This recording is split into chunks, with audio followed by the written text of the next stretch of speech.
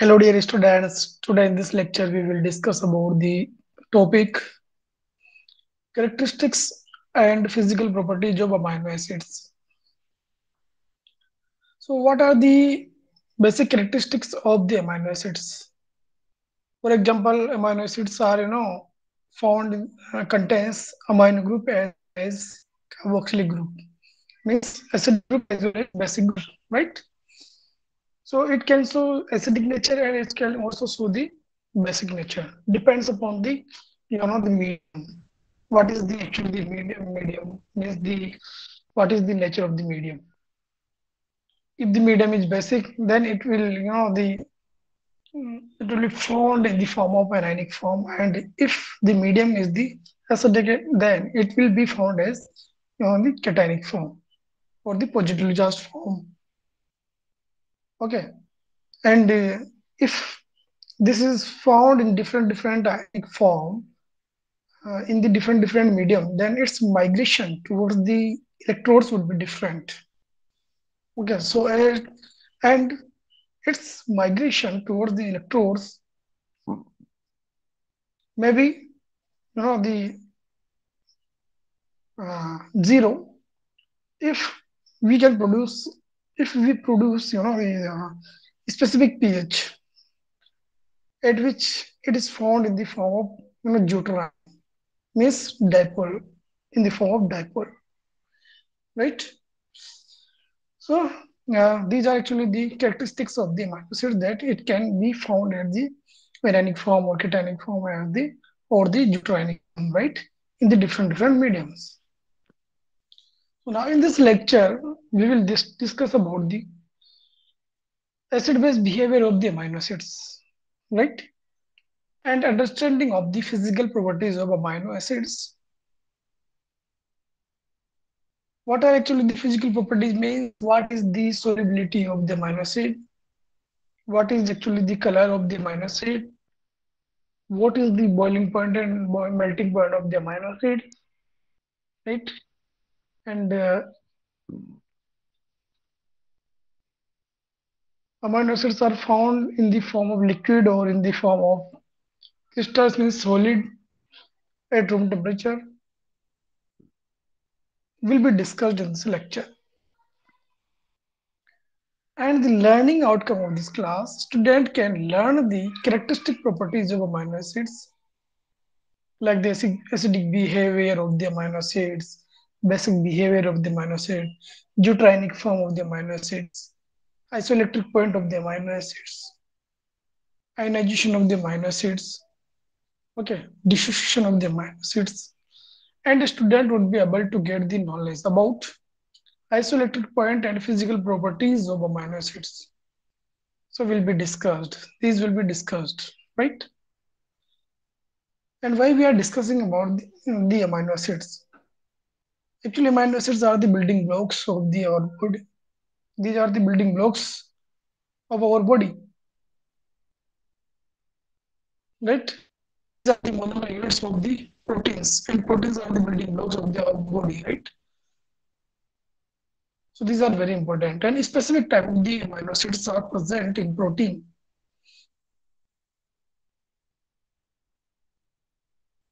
Okay. So we'll be discussed in this lecture. Now the point properties of amino acid. Actually, amino acids contain and basic groups. Both the groups it contains, and this is the common structure of the amino acid. This is chiral central carbon. This is the central carbon, and hydrogen is attached with this alkyl chain. Side chain is also attached, and amino group is also attached, and carboxylic group is also attached. So there are four groups which are attached with this carbon center that is called chiral carbon. If all the groups attached with this carbon are different, then it will be called as chiral carbon, right? And amino acids are usually ionized at physiologic pH. At physiologic pH, it get ionized. So what is actually the physiologic pH for amino acid would be discussed in the next slides. Therefore, amino acids have amphoteric properties. Actually, amino acids have empiric properties. Empiric properties means, it can show the acidic behavior and it can also show the basic behavior. Both the behavior it can show. This depends upon the medium, nature of the medium, right? For example, in acidic medium, if we have the acidic medium, the amino acids is positively charged. So it behave as a base. It behave as a base in the acidic medium. These amino acids behave as base. And base means it is proton acceptor. It is proton acceptor. So in the acidic medium, amino acid accept the protons and get positively charged. Because in the neutral medium, this is the neutral, right? And it's in its neutral structure, there is no charge on its structure. But if we put this amino acid in the acidic medium, then it will accept this NH2 group. Actually, NH2 group contains basic group, right? This is basic group, and it contains the lone pair electron on the nitrogen. So whenever we will put this compound in the acidic medium, then acid will provide H plus ion, and this amino group, which is basic, accept the H plus ion, right? So this NH2 will be converted into the NH3 plus, NH3 plus. And in the alkaline medium, the amino acid is negatively charged, and so it behaves as an acid.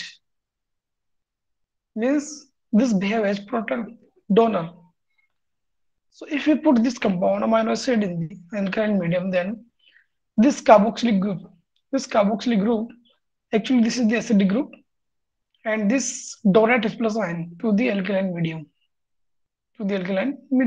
This donate H plus ion, and after donation of the H plus ion, it will convert it into the carboxylate ion. So this carboxylate ion containing amino acid is now negatively charged. Now this is negatively charged. So in the alkaline medium, this behaves as acid, and in the acidic medium, this behaves as base, right? Because in the acidic medium, it is accepting proton, and proton acceptor compound is act as base.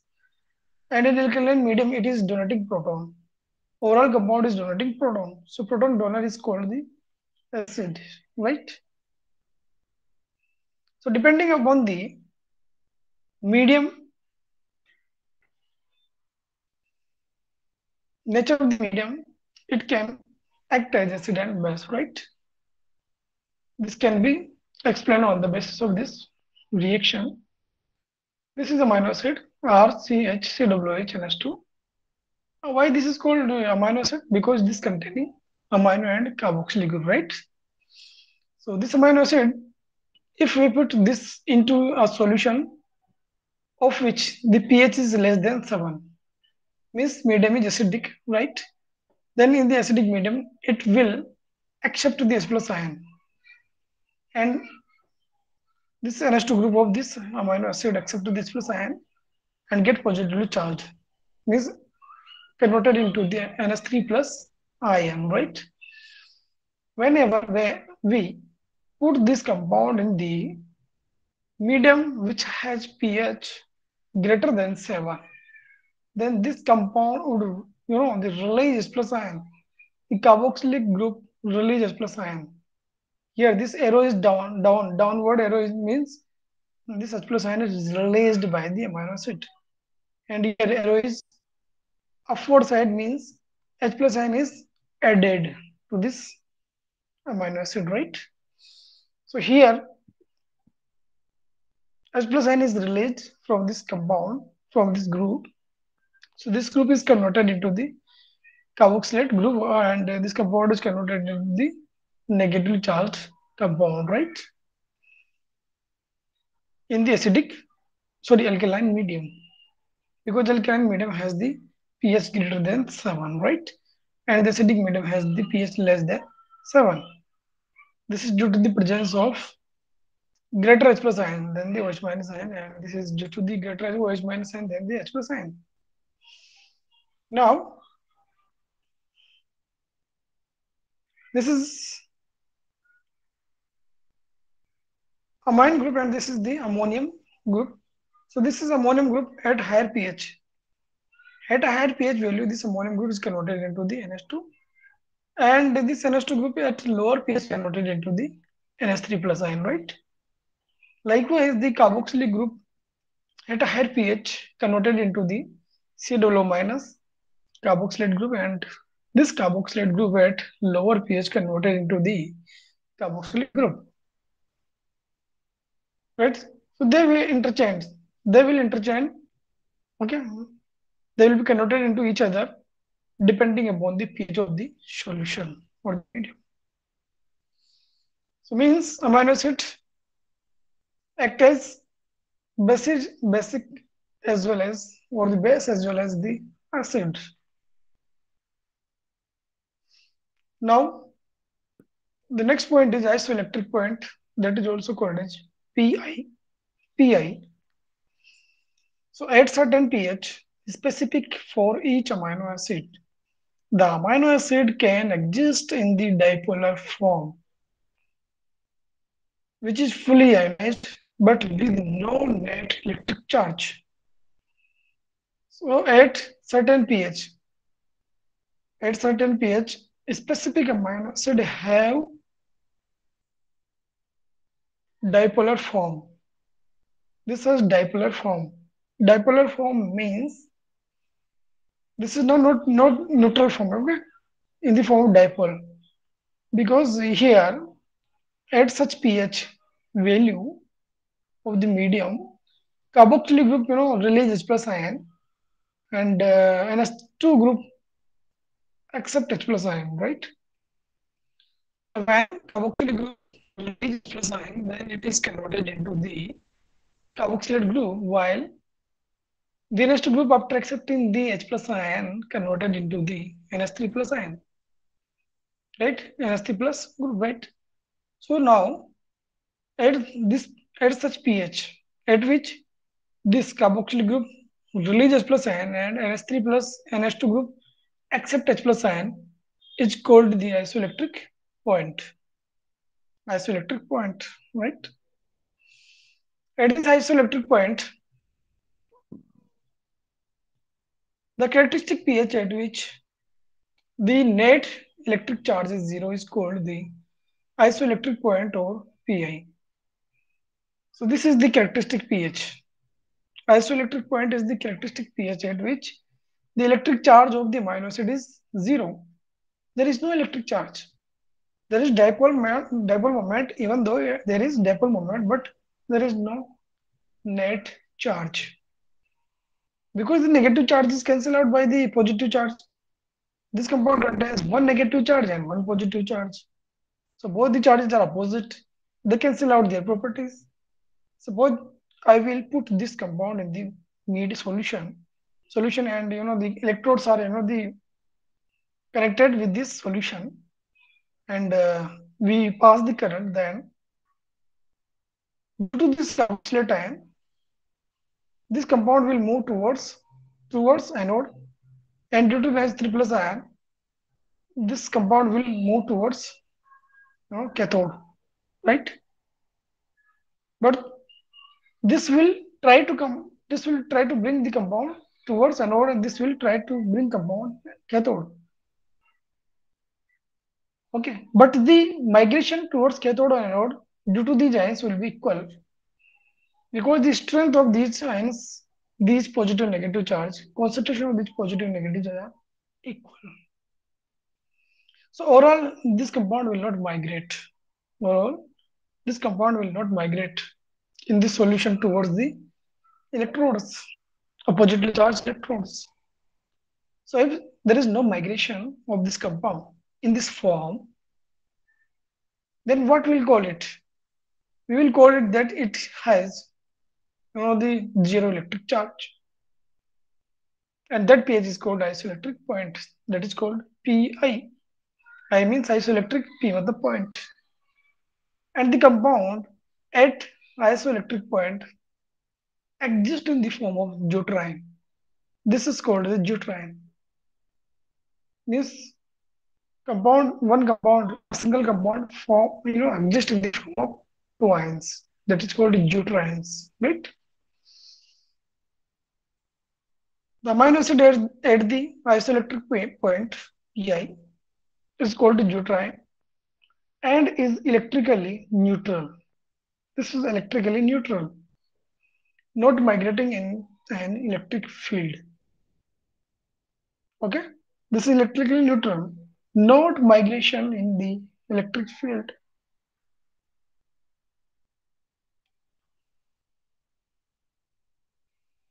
Now acid-base behavior of the amino acid.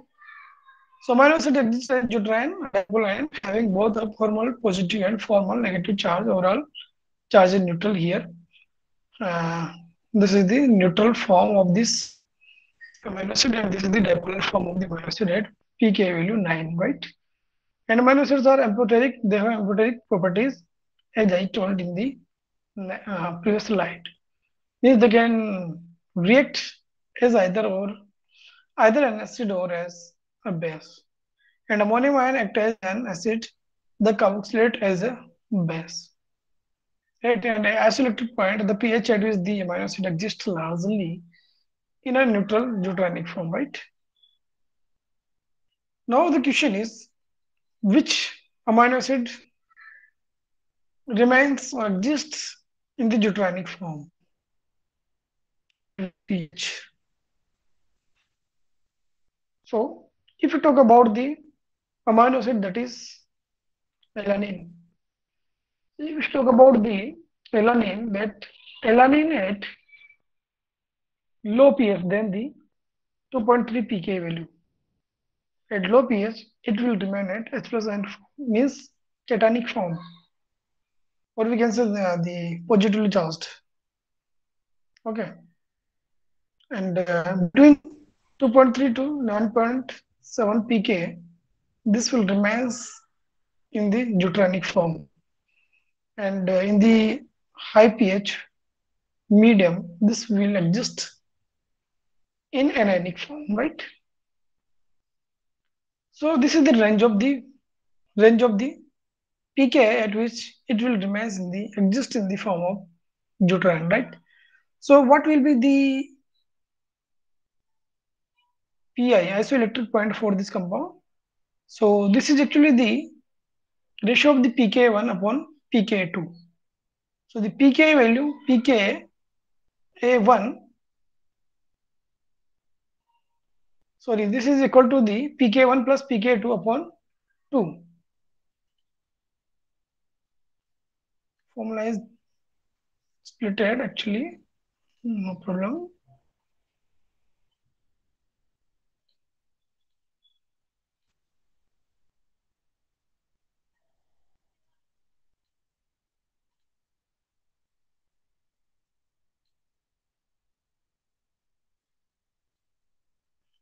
Okay.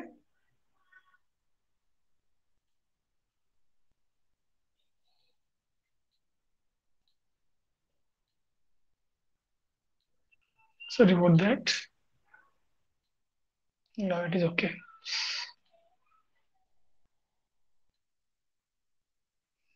So the Pi is equals to pK1 plus pK2 upon 2. So the value of the pK1 is 2.3 and value of the pK2 is 9.7. So here put the value of the pK1 and pK2, 2.3 plus 9.7, and this is divided by the 2. Okay. So it will, result the Pi value that is equals to 6. So the for alanine, the Pi value is the 6. Means at 6 pH value. At 6 pH value of the medium, alanine exists in the form of deuterium. This will exist in the form of deuterium, right? And if you talk about the next compound, that is CH2COOH, this is aspartic acid. So the aspartic acid at 2.7 pH value exists in the form of deuterium, right? Because actually this is actually diacidic amino acid, right? Dicarboxylic amino acid, or we can say acidic amino acid, right? So for acidic amino acids, the pI value is very less. And for neutral, this is neutral. Amino acid, this alanine is neutral. So for neutral, the pI value is 6. So for all the neutral amino acids, the pI value is around the 6 or greater than the 5 or less than the 7, right? Not much higher or the lower, right? But if you talk about the basic amino acid, this is basic amino acid because it contains two basic group and one acidic group, so its nature is basic, right? So the for basic amino acid, uh, the pI value is 9.7. So when it means in the basic medium, this compound remains or exists in the form of deuterium, right? Now, acidic and basic properties of the amino acid. Amino acid in aqueous solution contains weakly acidic alpha carboxylic group and weakly basic alpha amino group, right? This has the studies in the previous slides. Each of the acidic and basic amino acids contain an ionizable group in its side chain. Okay, so in its side chain, each of the acidic amino acids contains ionizable group. Thus, both free and some of the combined amino acid in peptide linkage can act as buffer. Okay, so the amino acid also act as buffer in peptide linkage. This act as buffer because in the peptide linkage, both the groups are free. NH2 group and carboxylic group, both groups are free. Okay, free to give H plus ion, to accept H plus ion and donate H plus ion, right? So the concentration of a weak acid H and its conjugate base A minus is described by the Henderson-Hasselbalch equation. The Henderson-Hasselbalch equation describes actually the concentration of weak acid and its conjugate base. So this is the derivation of the equation of Hasselbalch. For a acid HA, when dissociated into the A minus and H plus ion, then the acid dissociation constant is equals to the concentration of the anion and H plus ion and A minus upon HA, right? So by solving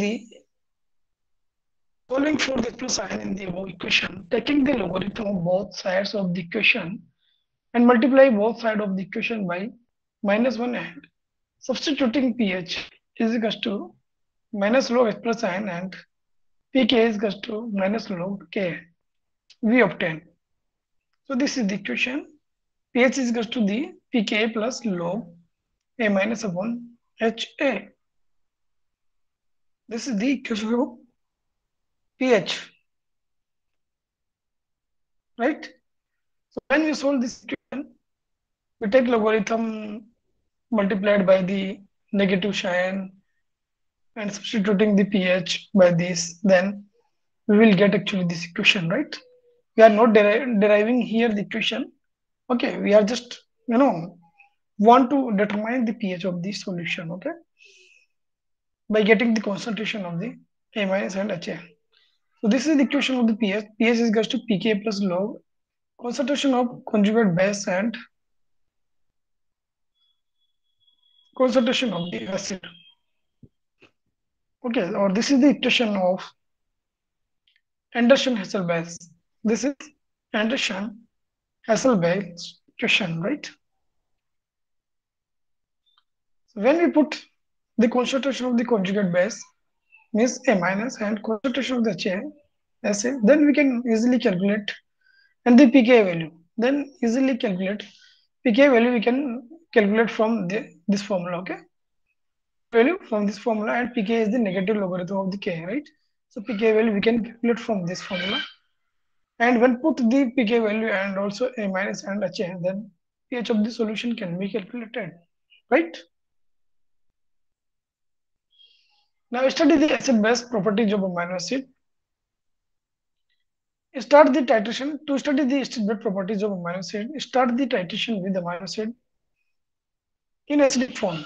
As we slowly increase the pH, we should be able to plot a graph similar to the one on the right. So this is the pH value and pH coordinate, and this is the sodium hydroxide. Okay. So with the sodium hydroxide, this amino acid is titrated. When we titrate this, then as increase the sodium hydroxide volume, then there are 3 points. First point is this: the peak pH value at this point is accordingly when we draw a straight line at this coordinate, then we can get the sodium hydroxide and also the pH value, right? And at this concentration of the sodium hydroxide, the pH value is this, and at this is the third point, right? So what do you mean by the points 1, 2, and 3? So here, when we have titrated HCl with the sodium hydroxide, there is formation of NaCl plus HCl, sorry, H2. So the pH versus sodium hydroxide volume is this, and this is the first point, and this is second point, X and Y, right? So at point Z and at point X, what is the pH value? Okay, so the pH value at X and Y can be calculated on the basis of the pK, and pK is the negative logarithm of K, and K is the x to the power minus pK, right? K we can also calculate it on the basis of the concentration of the Cl, and or the K value will be given, okay, in the question. Henderson Excelbel's equation: pH is equal to pK plus log OH minus I upon H plus I. So from the equation, from here we can put the concentration of these ions and pK value. Then we can easily calculate the XM, pH at Z at X point.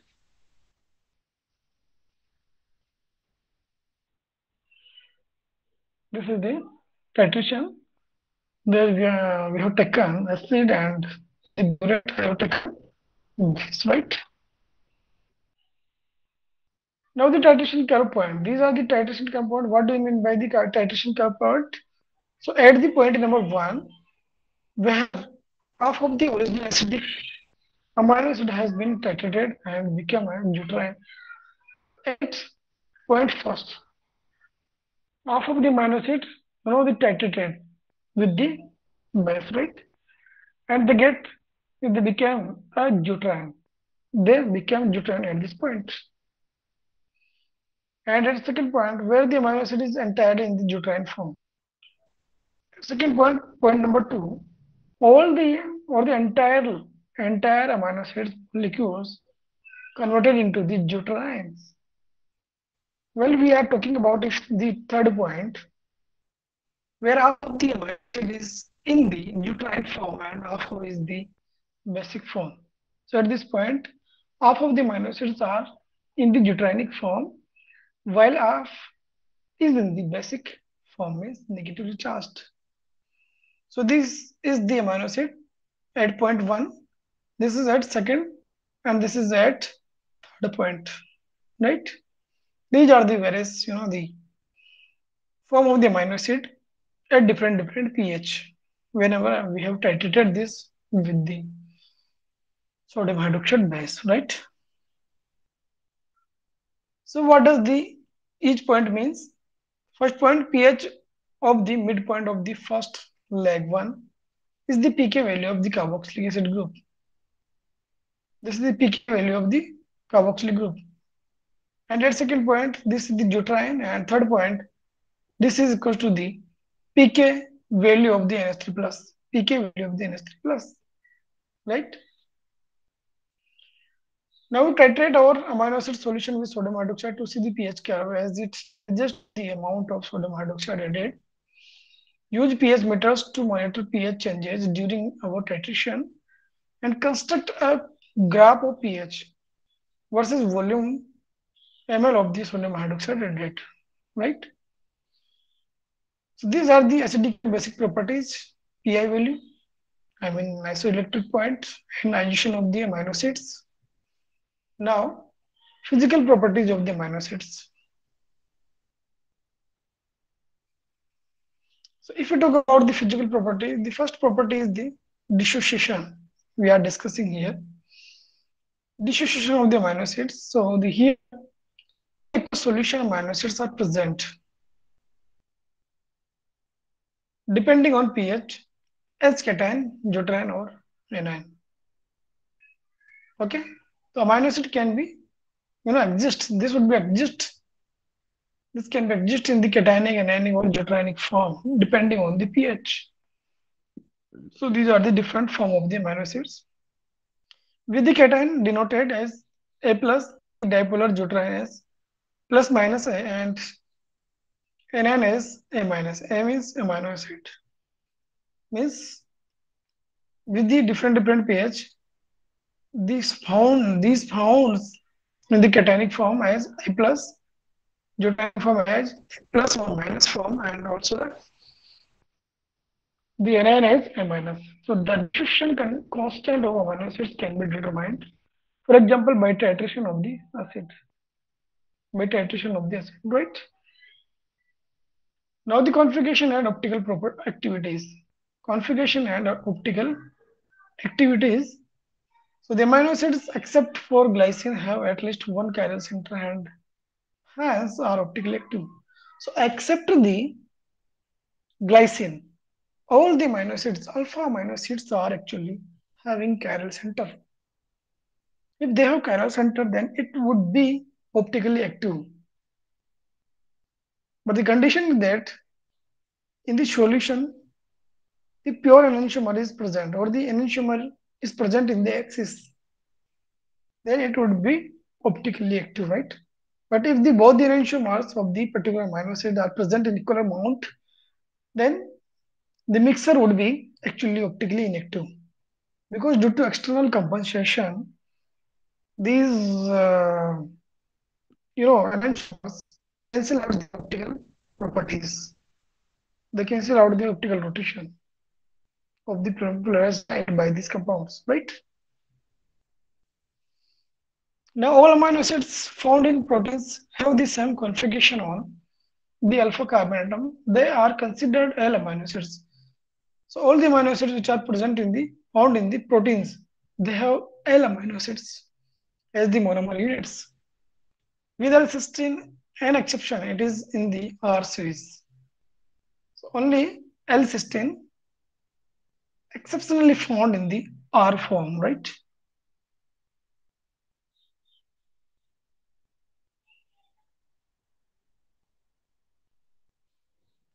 D amino acid or R amino acids also occur in nature. For example, in a number of peptides of microbial origin. So in the microbial origin, D amino acids are formed in nature. Okay.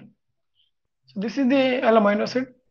Why we are calling it L amino acid and why we are calling it D amino acids. So on the basis of the orientation of the groups, first prior group, that is NH2. In these four groups, NH2 group is the most prior group. And this most prior group is present with respect to the plane of this vertical line. If I put the vertical plane in this compound, and which is passed through this vertical line, vertical axis, right? Then it will bisect this molecule in two parts. And in the left part, NH2 group is present, and in the right part, hydrogen is present. So since NH2 group is present in the left part, left-hand side, so the compounds in which the first prior group is present at the left-hand side is called the L amino acid. Here L we use will be capital, right? This is capital L. and this is capital D, right? Not the small l and d, because capital D, L and D are the absolute configuration, and these are based on the orientation of the groups in the plane. While if you're talking about the small l and d, then in the small l and d, these are based on experimental events. Means either the compound is rotating as light in the clockwise direction or in the anti-clockwise direction. So this is the L as amino acid. If we, if we assign the priority of these groups on the basis of their atomic number, okay, and then move in the sequence, then we will found that in this compound the configuration would be S, and for this compound it would be R. If you talk about the priority, then this is the most priority first, this is second, and this is third. So the rotation of in this sequence is the this 1 2 3 clockwise. But according to the Fisher projection formula, if the hydrogen is present or in the plane, if hydrogen is present in the horizontal line, if we are discussing about the 2D structure of the molecule, right? So the 2D structure of the molecule, if hydrogen is present in the horizontal line, then according to the sequence of priority, whatever the configuration and whatever the configuration assigned would be actually the fictitious configuration, and the original configuration would be its opposite configuration, that is R. Sorry, S. So according to the priority, its configuration is R. It would be fictitious, and original configuration is the S, which is present in the horizontal plane, horizontal line, right? Now there are solution and for hydroxyproline. So these compounds, contains two calcium. L solution contains two chiral center and two, and this contains also two chiral center. This contains also two chiral center, and these chiral center have the 2s and 3s configuration. At second carbon, this is the second carbon, this is third carbon. At second carbon, the configuration is S, and at third carbon, the configuration is also S. So in the Li solution, the configuration of the second and third chiral center is S, right? And this is common in the protein. Isolation is found in protein commonly. And if we talk about the D-isoleucine, so the solution actually does not found in the proteins commonly, right? Now, the detection of the D amino acid is carried out by selective HPLC and GC of chiral amino acid derivatives, and the derivatives are produced in a pre-column by reaction with orthothiolyldiide and a chiral thiol. So we have converted this D amino acid with the reacted with the thiolate and actually detected in the HPLC and GC.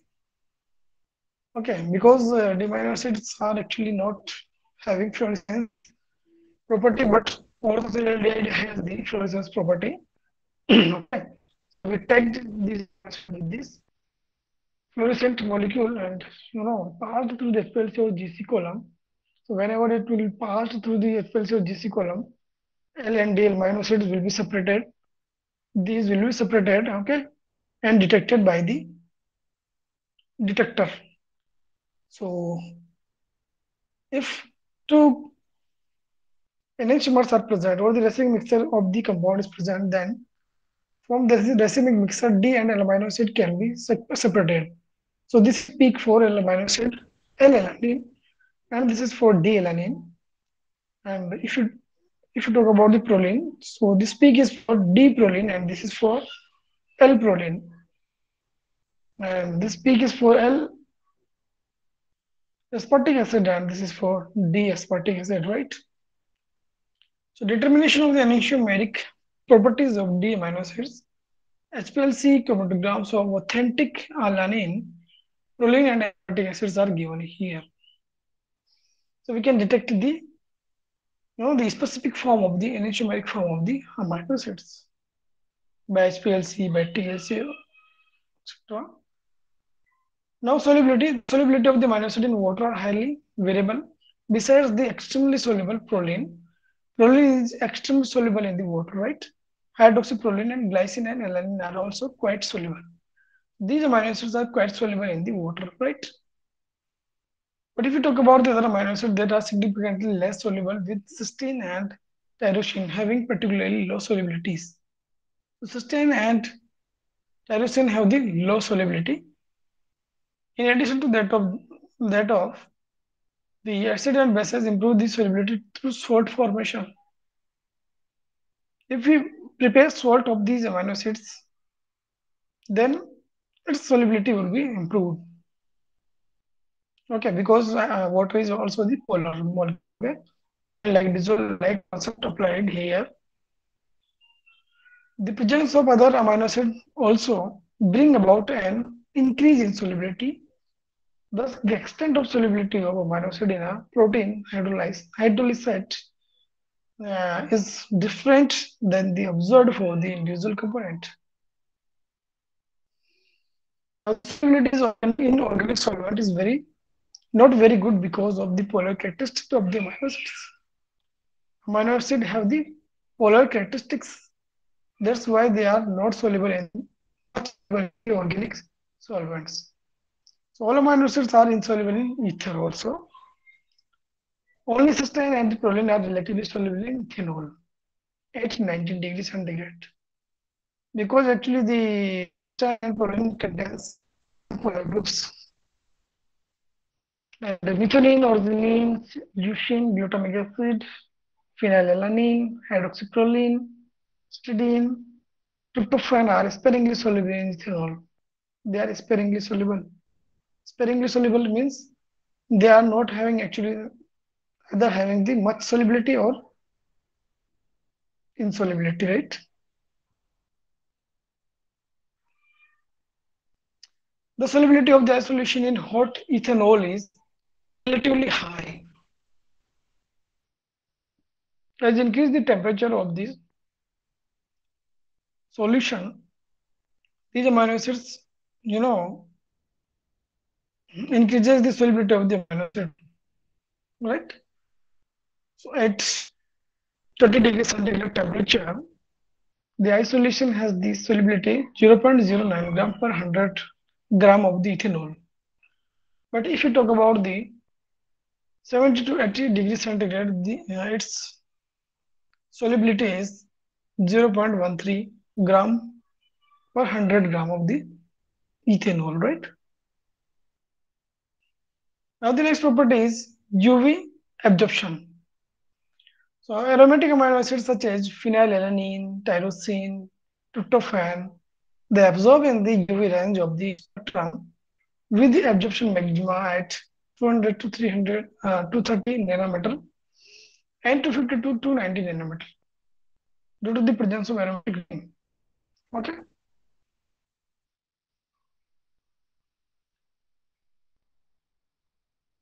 And absorption reading at 280 nanometer are used for the determination of proteins and peptides. Histidine, cysteine, and methionine absorb between 200 and 210 nanometer. 200 and 210 nanometer they absorb. Okay. So these are the ultraviolet absorption spectra of these some amino acids. Molar absorption coefficient is this. Other physical properties of amino acids are first, these are colorless and these are also found in the crystal form. So these are some other physical properties. Okay. So these are some characteristic properties and physical properties of the amino acids. And these are the reference books. These are now MCQs, multi-choice question. Amino acid structure contains an amino group and carboxylic group and side chain. So all the groups amino acid contain actually, right? So the option would be the correct option. The question number B, second, which is incorrect statement for amino acids? So amino acids have amphoteric properties. This is correct. In acidic medium, the amino acid is negatively charged, so it behaves as a base. This is also correct. In alkaline medium, the amino acid is negatively charged, so it behaves as acid. This is also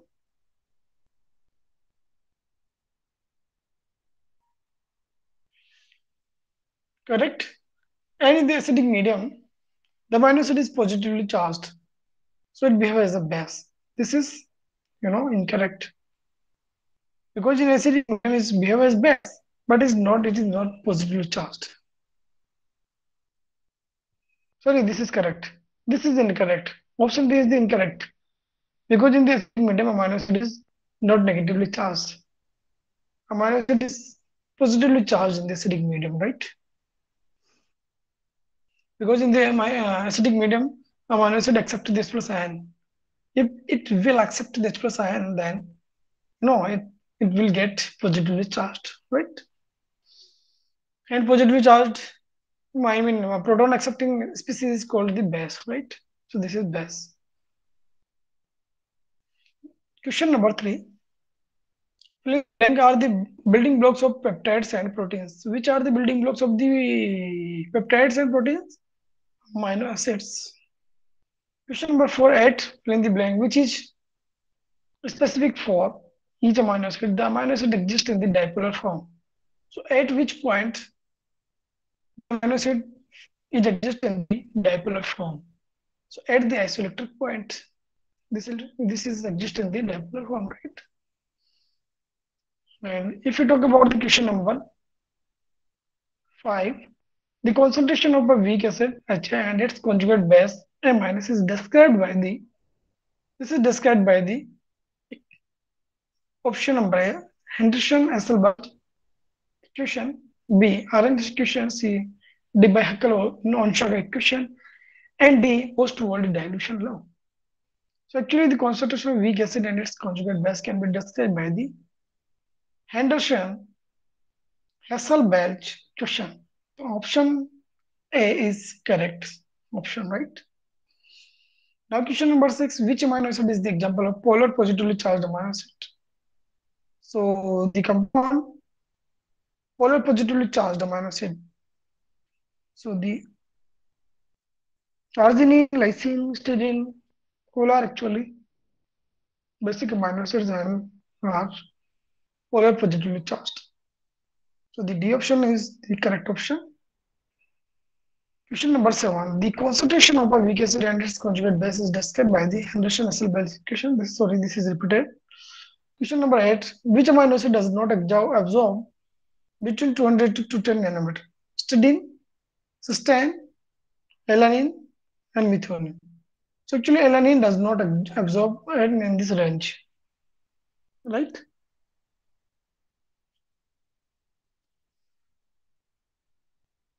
Number 9. Which amino acid does not contain a hydroxyl group? So which does not contain hydroxyl group? Serine, glutamic acid, tyrosine, and threonine. So actually the glutamic acid does not contain hydroxyl group. And which is not the example of basic amino acid? Lysine, styrene, arginine, and aspartic acid. So actually, as I see in the slides, that aspartic acid is actually the dicarboxylic acid. It does not contain, two amino acids. Okay, it contains only one amino acid and carboxylic groups. One amino group and two carboxylic groups. So since one carboxylic group is more than the amino group in this compound, so this will act as acid, right? Now this is the session. If you have any type of doubt, any question, any queries, then you may please ask. I'd be very happy to answer you. Thank you. Thank you very much. Have a good day.